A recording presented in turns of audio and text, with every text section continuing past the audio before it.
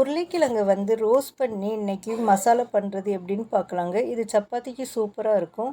இதே மாதிரி ஒரே சைஸாக உருளைக்கிழங்கு கட் பண்ணி எடுத்துக்கோங்க. அதில் கொஞ்சமாக மஞ்சள் பொடி, 2 ஸ்பூன் கொத்தமல்லி பொடி, 1 ஸ்பூன் மிளகாய் பொடி, தேவையான அளவு உப்பு, கொஞ்சம் பெருங்காய பொடி, 2 ஸ்பூன் எண்ணெய் சேர்த்து நல்லா மிக்ஸ் பண்ணி வச்சுருங்க.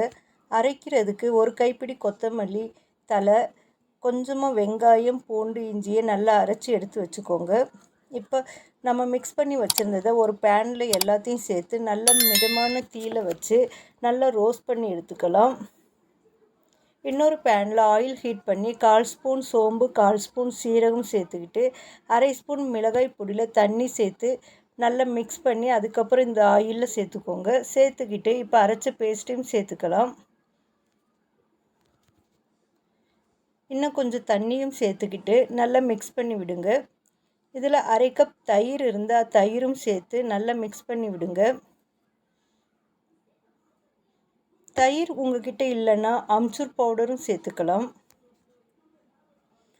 இப்போ நல்லா எல்லாம் கொதித்து வர்றப்ப நம்ம ரோஸ்ட் பண்ணி வச்சுருந்த உருளைக்கிழங்கும் சேர்த்து 1/2 ஸ்பூன் கரம் மசாலா, தேவையான அளவு உப்பு சேர்த்து நல்லா மிக்ஸ் பண்ணி கொஞ்சம் நேரம் மூடி போட்டு வேக வச்சா சூப்பராக சப்பாத்திக்கு ரெடி ஆயிரும். உருளைக்கிழங்கு ரோஸ்ட்டு கிரேவி ட்ரை பண்ணி பாருங்கள். தேங்க்யூ.